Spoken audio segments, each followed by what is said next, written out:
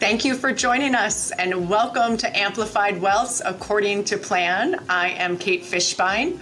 I am here today with my co-host, Tom Farrell. Good morning, Tom. Morning, Kate. How are you? Good. I'm excited because we have an excellent topic to discuss here today, which is a safe withdrawal rate in retirement. And we have an exciting guest with us, Ann Schnorrenberg. Ann has a very impressive background. She has her CFP designation, as well as a PhD in economics from Columbia University. Welcome, Ann.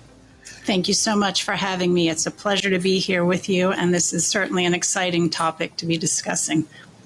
It is, and it's one that comes up a lot. I think there's a lot of anxiety around this topic, so I'm excited to jump in today on this.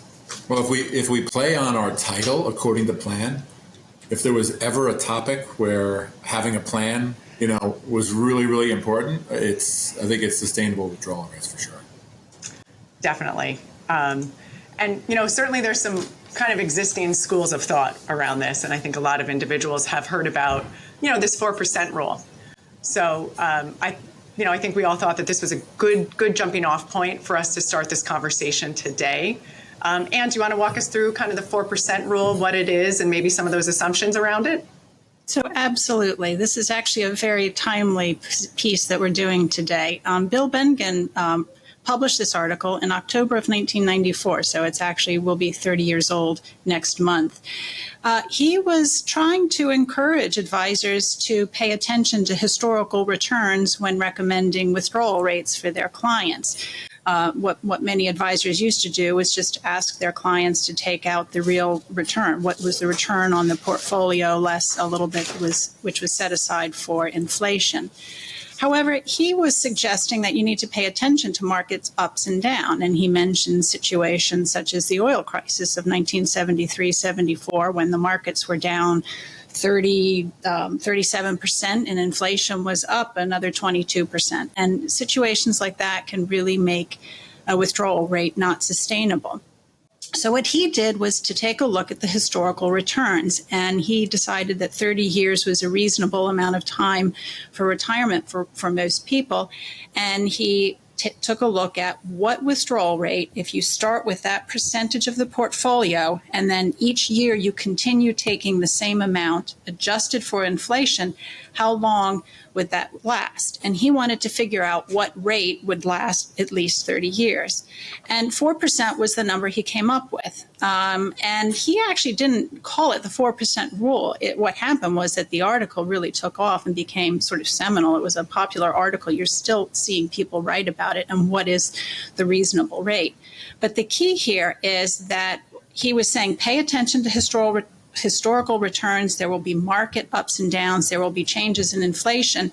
And if you stick with this reasonable rate and are, consistent about your spending and your withdrawals, then you shouldn't run out of money. And so people like to use that amount. I'll stop here and we can talk a little bit about how this has changed in some. Sure. Yeah, and first let's just discuss too kind of what that might look like, right? So let's say we have $1 million portfolio. 4% would be $40,000 each year, for the first year, and then inflation adjusted, just using a 2% just for easy math. That second year of distribution would be about $40,800, and then so on and so forth. So it does allow for those inflation adjustments, over that 30-year period of time, and I think, the school of thought is often that it's a 50% stocks and 50% fixed income allocation for this rule. 50% in the S&P and then 50% in kind of intermediate treasuries. And then, of course, that annual rebalancing to that asset allocation. Yeah, that was the study, right? That was what Bengen was modeling for, Kate, right, to your point. Yes. Yep. In terms of the historical nature of the data that he was looking at, did incorporate a portfolio of stocks and bonds, and it was a 50-50 split that was rebalanced along the way.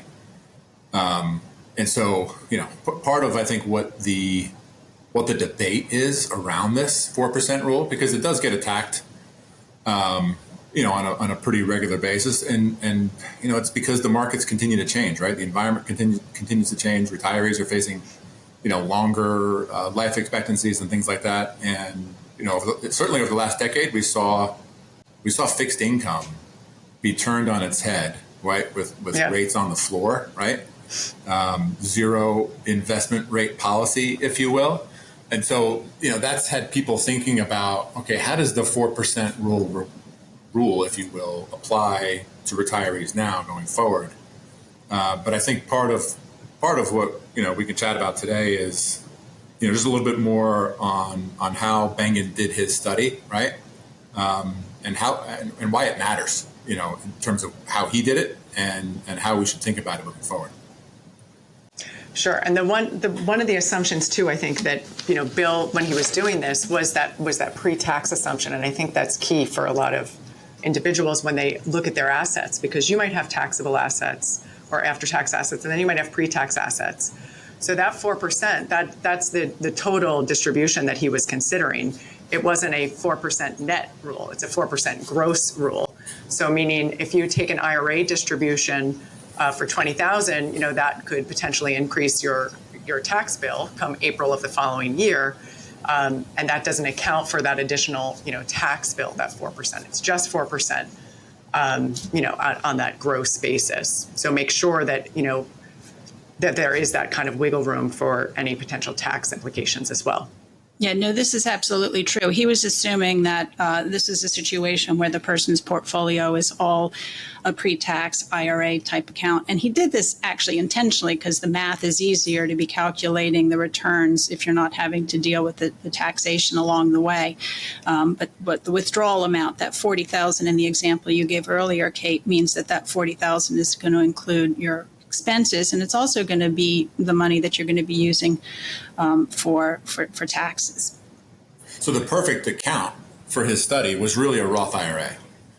Which did not exist then, but yes, absolutely. Yeah, I mean, the tax-free withdrawal environment and no taxes happening within the account from year to year, I think is really important for, for investors and folks that are thinking about retirement to understand. Just in terms of all the moving parts that in reality, we should be thinking about. And certainly tax drag, a lot of people, most people have assets in tax deferred accounts, IRAs and 401k accounts in the traditional sense, right? And I know folks have been, saving more in the Roth IRA and Roth 401k environments over the last decade plus or so. But the vast majority of the dollars are still in the tax-deferred world, which means that those distributions will be subject to ordinary income tax. And so, Kate and Ann, to your point, that part needs to be factored in, which really was not part of the study. So, I think part of the people kind of attack the 4% rule. Part of it is, okay, what does it mean in this environment? But I think the other important piece is let's not forget about taxes. Yeah, and definitely that comes into play when you're when retirees are looking to see how much can I spend, right? How much can I spend? Because that's really kind of, separate from that tax bill. So whenever writing an article or doing an analysis like this, there have to be certain assumptions to come up with a conclusion. And you could argue that these are made to simplify it. Honestly, looking at this article he wrote, it's quite an impressive article. He's looking at 30-year returns with different sorts of allocations and withdrawals. So there was a lot of work put into this. But it's important to pay attention to the assumptions because that is going to be what drives the answers. And I think the next page we go on and we highlight some of the changes some of the limits to his analysis. I love the 4% rule. I think it's a great rule of thumb. But whenever you use it, you've got to pay attention to when it applies and when it does not apply. So if you know what those assumptions are and what changes can be made, then you can do a better job for yourself or your clients figuring out what would be a reasonable sort of assumption to make or withdrawal rate to be making. So taking a look at some of these. One of the first ones is he starts with this 4% and he says, you're going to take that same amount every year. Yes, it's going to be adjusted for inflation, but it's assuming your expenses aren't going to change over time. And one of the big things, one of the big issues that people will raise is what happens with those extraordinary expenses. What if one of your kids get married, or you have some sort of renovation to your house? What about just the fact that expenses tend to change over time? I think Kate, you had mentioned to us the other day. This. Do you want to talk about the go slow, no go? Definitely. I got this all wrong. But and as you're saying, kind of explaining some of these items in my head, I'm thinking, oh my gosh, this is life. Like, these are life items that happen, that come up, right? And I would say that we encounter, when working with a lot of different clients, that these are items in most plans. Sometimes a client wants to do a renovation, when they retire. So that's spending or travel. And a lot of times what we see, and a lot of research indicates, that spending is often higher when you first retire, because you're kind of checking off that budget list, right? So the catchphrase there kind of is the go-go years, right? You're getting all the fun in after working for many years, and you're finally, able to do the things that you haven't been able to do while working. So those are kind of the go-go years. Sometimes spending goes up earlier in retirement. And then there are the slow-go years where maybe, you're getting a little older, it's harder to get around, maybe you don't want to take that trip. So those are the slow-go years. And then oftentimes towards the end of life, sometimes spending can spike, again, because of healthcare costs. And some maybe long-term healthcare is a need. So sometimes, again, we see that, little lift towards the end of life, when with spending needs. So those cash flows can be uneven, those in terms of, needing different expenditures at different times. So this is maybe one of those limitations to that 4% rule, where spending isn't just kind of walking a flight of, inflation stairs each year, getting to a higher point. This is true. One of the other issues is the portfolio allocation. And as we said, this 4% rule was based on a 50-50 allocation, evenly split between equities and fixed income. Bill Bengen actually addresses this in that original article, and he talks about, does it make a difference if we change the allocation? And he did this same analysis for all sorts of allocations, anywhere from 0% equities all the way up to 100% equities. And the key is that when you have higher equity allocation, it may increase the final expected portfolio value, but that comes with extra risk. There's more volatility with the equity portfolios. And what he found was actually the 50-50 allocation was the one that had the longest longevity of the portfolio. He showed that the 75% equities was very close to it.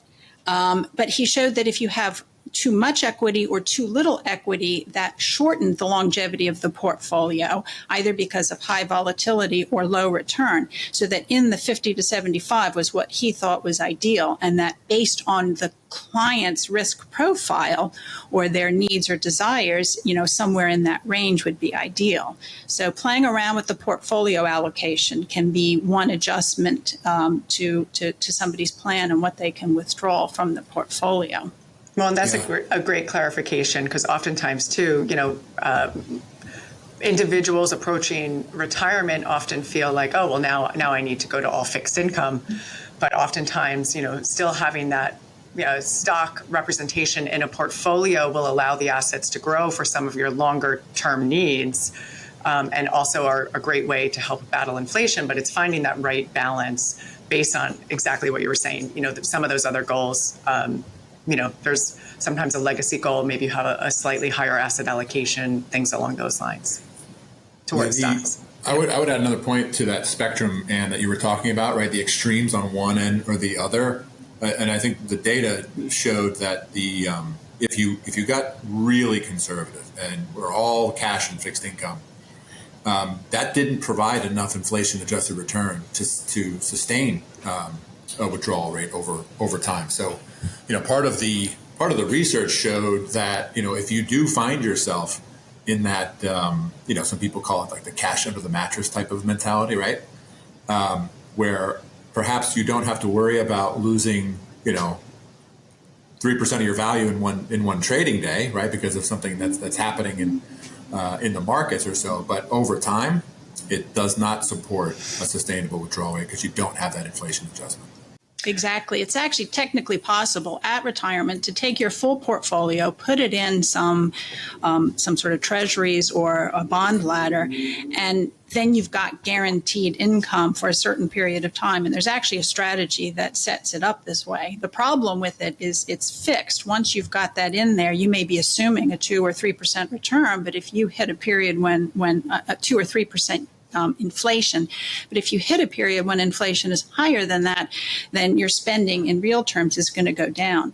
The other bigger issue in my mind is that portfolio will run out once that bond ladder is done, and it can be designed to work for 30 years, and they give you a 100% probability of success. But if you live 31 years, you're in trouble. So you do generally need some sort of equity exposure to the portfolio. That's a great point. And I know Morningstar will often put out kind of their annual report in terms of, what they've determined to be a safe withdrawal rate. And it was, I think 3.3% in 2021, 3.8% in 2022, and then, back to around 4% in 2023. And, to Tom's earlier point, oftentimes this is based on kind of the investment landscape. It's also my understanding that, Morningstar does use a different asset allocation in their study.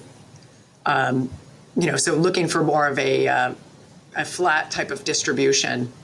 So again, kind of that asset allocation does become a key factor, when determining. I would say about that, Kate, is that the Bengen study focused solely on U.S. securities.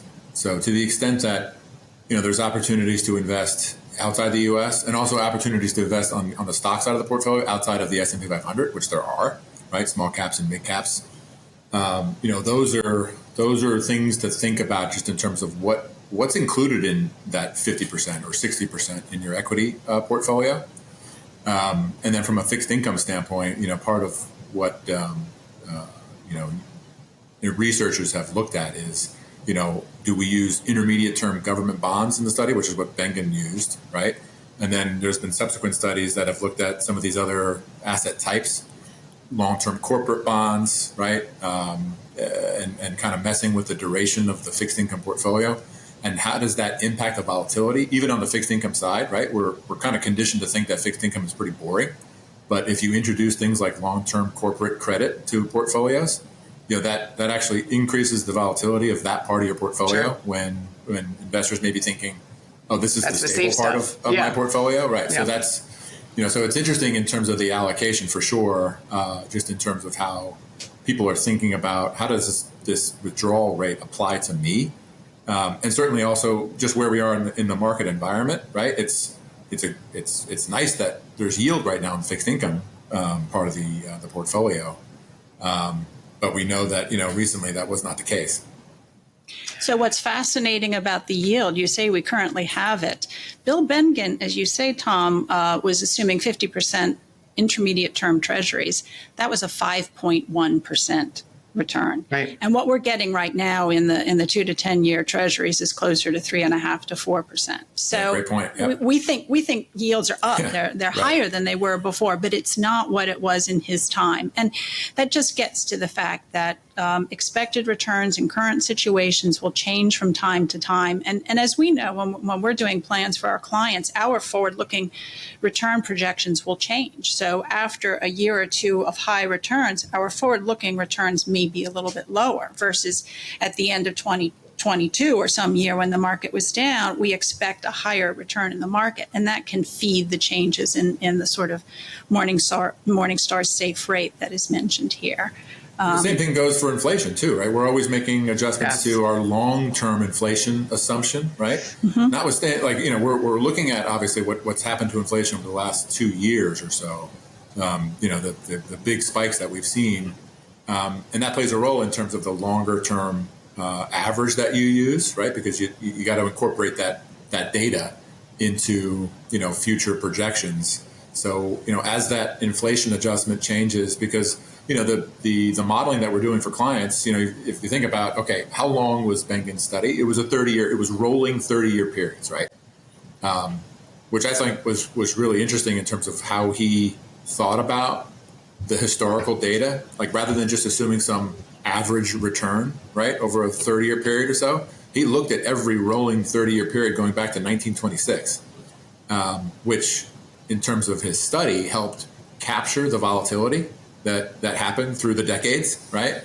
And the 4% rule is actually, it's the most conservative outcome, right? He looked at all those 30-year periods, and that 4% rule applies to, one of those rolling 30-year periods that I think it was actually started in the mid 1960s, right? It was, yeah. And so that included, Ann mentioned at the top of the show today, the bear market in the 70s, right? So it included the bear market that happened in the late 60s, with that plus wild inflation. Yeah, plus all the inflation that happened, and investors just kind of getting walloped in a really ugly market before you started to see a recovery happen towards the end of that 30-year period. And so that's where that 30-year 4%, it's the most sustainable rate over the worst time period over all the periods that he studied, right? So that was the sad retirees, the mid 60s retirees. Yeah, that was like, they didn't even know it. Right. They didn't know it. They were going to do the worst. Yep. They were becoming part of this study. Absolutely. So the other interesting thing, is that he was looking for what percentage withdrawal would give you the guarantee that you would be able to survive 30 years. He's basically looking at a 100% probability of success. What percentage will guarantee that you won't run out of money? This is not the way we operate now. We don't just start with the withdrawal rate and stick with it. We have a more nuanced software where we can help clients figure out the withdrawal. That may change over time. It will adjust to all of the changing spending and the allocations and the market situations. But we generally we don't aim for a 100% probability of success. What we don't want to do is to be limiting the spending of a client just in case they hit that one rare combination of bad market returns and inflation. So, each individual can choose how much security they want, but often will work anywhere in the, from 80 to 95% probability of success. And again, that has to do with what the client is comfortable with. And I've worked with clients who just want to aim for that lower percentage. I've had clients where we get them up to 96% or 98%, and they say, what do I have to do to get to 100? So each person has their own comfort with that downside risk or not. So that's one of those other variables that we can change to help clients figure out what's the right balance between the sort of risk and the spending level. Yeah, and I think a lot of that too has to depend on how flexible or how much flexibility can be built into that individual's profile, and what they're willing to, if they're able and willing to make changes along the way, if they need to, that kind of thing. Well, so Kate, that's a good point, right? Part of this is an exercise in projecting how their spending habits will progress through retirement, right? That's a bit of an unknown. People know what it costs to be them now, right? What does it cost for me to do the things I do now? Will I be doing those same things? Even that's hard to ascertain sometimes. Of course. Yeah. Yes. Right. That could be that could be very difficult. But it's interesting how this all kind of how so many variables are at play here, and to the point that you made before about like the go and the slow go and then the no, right? That I think one of the other researchers, I think it was from Morningstar, Blanchett was his name. He dubbed it the smile pattern of spending, right? Where it's that higher in the beginning and then it kind of decreases at some point in the middle. And the age ranges they were using were, if you project out more spending to 75-ish, right? And then it was like 75 to 85, maybe you slow down a little bit, and then 85 plus. To your point, Kate, before about the the rising healthcare costs, that spending pattern does matter, and certainly your allocation in your overall portfolio matters too in terms of the timing of when all this happens. So we get a lot of questions from clients about what should the allocation look like as they embark on retirement, or let's say they're approaching retirement. And what that looks like just in terms of managing. And I think that's a question in kind of managing volatility, right? And to Ann's point about, what if they're unlucky enough to retire and they step into a terrible market with high inflation and things like that, that's an awful place to start. And and then helping, using the asset allocation to help with that. A lot of times making sure that there's cash for any known, short-term cash needs and that kind of thing, as part of that process for sure. So, Tom, you mentioned Blanchette's sort of smile. I think the next page we talk about all sorts of suggested changes to the Bengen rule. And we're just going to touch upon these quickly. I think we're going to go on after this to talk about how we approach that retirement strategy. But it's worthwhile to notice what other people are doing. One is the Guardrails, and this was created by Jonathan Goyton, I believe. And what this does is it doesn't have that lockstep spending start out with 4% and increase at the rate of inflation every year. It will actually make additional adjustments based on market return. So, I don't want to get into the complicated formula, but it will say if the market return is higher or lower than a certain amount, that maybe you won't do the adjustment that year. So it limits the adjustment and it modifies. It's still kind of sticking with that withdrawal, but there may be years when you can't take it, or maybe years when you can increase it a little more. And that still kind of keeps you like within a certain, almost a certain band, right? And that I think doesn't allow maybe for a large one-time distribution. Let's say for, someone wants to take a big 80th birthday trip, something like that, where kind of these little one-time big outlays, again, it kind of keeps your spending within a band. So there are different limitations and, again, all of these have different assumptions. So I think take each of them with, a grain of salt or two. Well, and the Guardrails is a good mindset. Even if you're not specifically following that rule, I think any of us would say, hey, if the market is down, maybe this is not the year to plan that extra trip, or maybe I can put off another year or two that bathroom renovation that I was planning to do. So I think people we'll all can wrap do their that. heads around it, to your point, Ann. Yeah, I mean, it's intuitive, right? People can say, okay, I understand that. That makes sense to me. So another sort of rule is the required minimum distribution, or RMD rule. I think we're all, or will all, adhere to this. Once we hit 73, or those of us who were born in 1960 or later, when we hit 75, we have to start taking money out of our pre-tax retirement accounts. And there is a calculation. Each year you have to take out a certain percentage based on your age that year. And it's based on your life expectancy. And so each year the percentage goes up a little higher because your remaining life expectancy has gone down. This is sort of a simple, straightforward. You don't have to think about it. You just take out what is required by the government, and you can apply the same percentage to your taxable accounts as you're doing to your pre-tax accounts. Right, and that's based off that publication 590B, right? That IRS table, and it's kind of like an actuarial table. Exactly. Right? More or less. Yep. Exactly. We're going to dive all the way into that next. Can't wait. It's very exciting.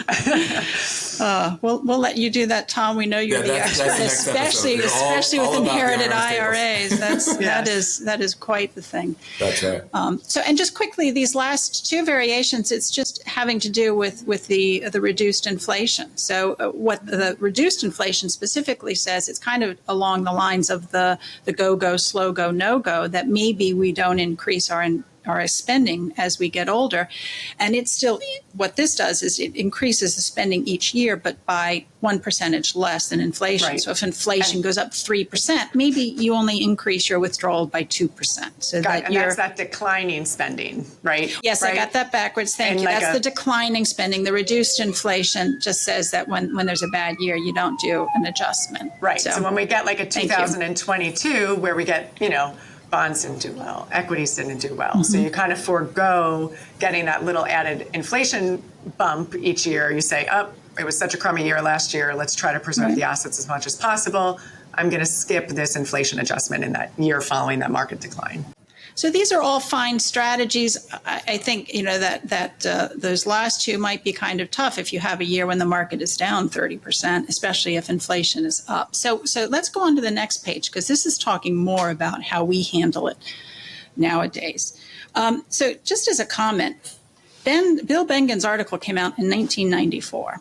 Excel was created in 1985, and I think a lot of advisors were using Excel to do their planning. I think my first plan I did was with Excel, and I still love using Excel.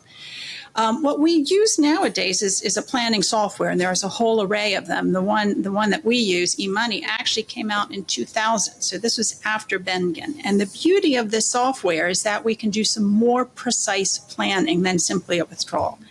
I think the 4% withdrawal rate or any other percentage that you use is great for a rule of thumb, especially when somebody is starting out in their lives and they say, okay, how much money do I need for retirement? And you can kind of do that math to figure out if I'm going to be spending $40,000 a year, I need $1 million.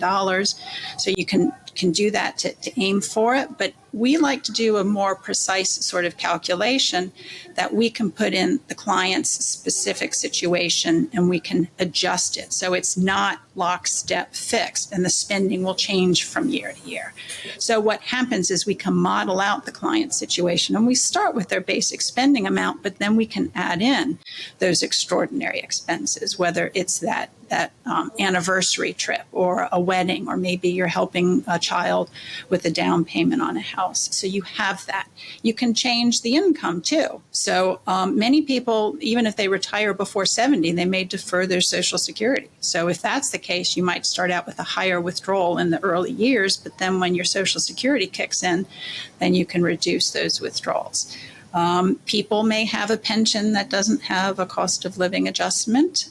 So that may be part of your income, but you may need to adjust as that sort of stays flat. You may need to adjust what you're taking out of the portfolio. So we can model out the specific sort of situations of the client so that we have a better sense of what they can achieve and what is a reasonable sort of withdrawal rate. And then making those adjustments over time, because as I always say, variables will change, right? Clients' lives will change, the investing environment will change, and so really just keeping an eye on the plan over time and continuing to make adjustments. And I always like to recommend a sense of humor and flexibility along the way. This is true. And when we do these plans, one of the things that I always check is what is that withdrawal over time? How is that going to change? And so, Sure. If you see it starting to get high, then some adjustments need to be made. So I was go going to ahead. say, Ann, just you made a really good point on the previous slide about the other sources of income that a client may have, right? A pension. You touched on Social Security.